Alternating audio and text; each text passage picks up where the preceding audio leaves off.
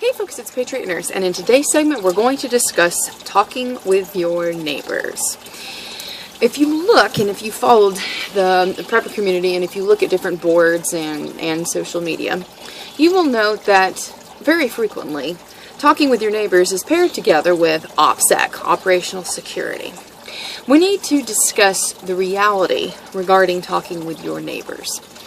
It seems that there is a prevailing tide, a prevailing current, that would have us believe talking with our neighbors is a no-no. That somehow having a discussion regarding our perspective on being prepared is a net negative.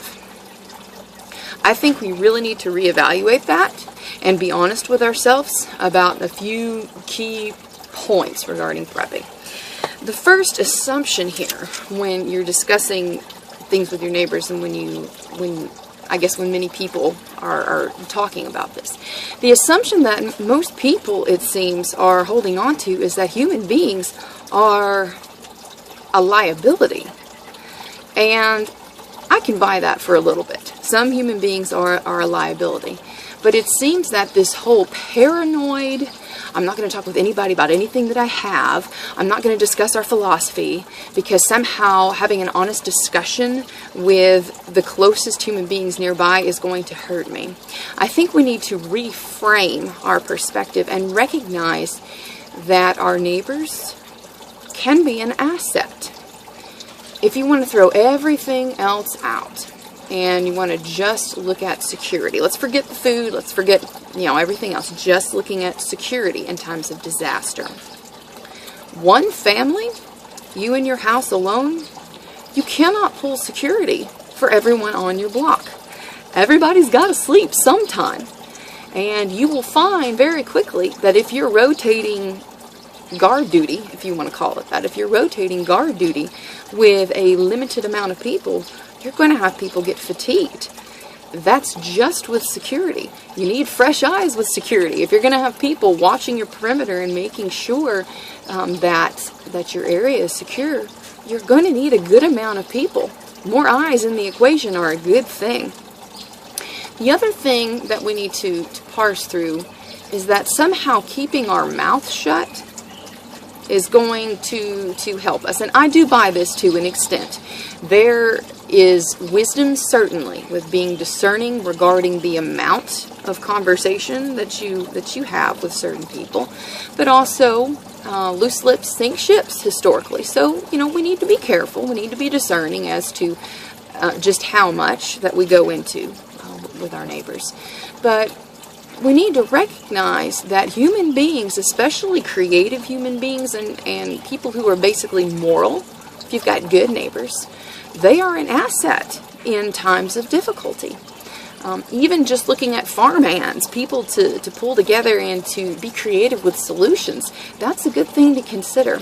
So I want to encourage us to take one step back from the paranoid for a little bit and to be human. Having a discussion with your neighbors, even if it's something just as simple as, hey, how's it going? Meeting them at the mailbox or walking the dog or whatever. Having a discussion with your neighbors, hey, have you had a garden put up yet? Or have you thought about, having a community garden? We're looking here at building raised beds. Would you like to get in on it with us? Would you like to do something together? Being creative and being cooperative is really an asset in times of disaster and in times of trouble. Human beings have a great ability to be creative and to problem solve. That's one of the reasons computers will never 100% replace us. Innovation is decidedly a human characteristic. So these are just some considerations to mull over when we're thinking about, should I talk with people? Should I, what should I do? To be very blunt here, keeping your mouth shut is good to a point.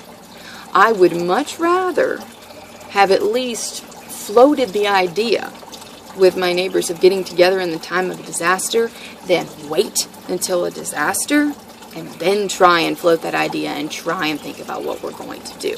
Now, some people might say, Patriot Nurse, we're not going to be in town. We're going to be bugging out, etc., etc.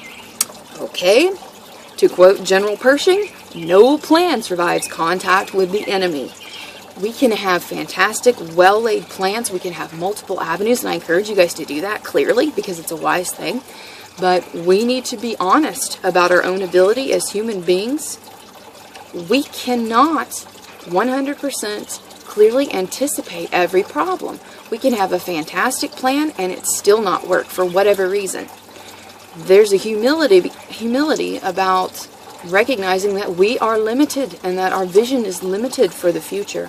So it makes sense to have at least a contingency plan, even if it's a very loose-knit one with your neighbors, even if it's just something as verbally simplified as having a conversation with them saying, hey, you know, if anything ever happened, like a tornado or an earthquake or something kind of bizarre like that, we need to be able to get together and help each other.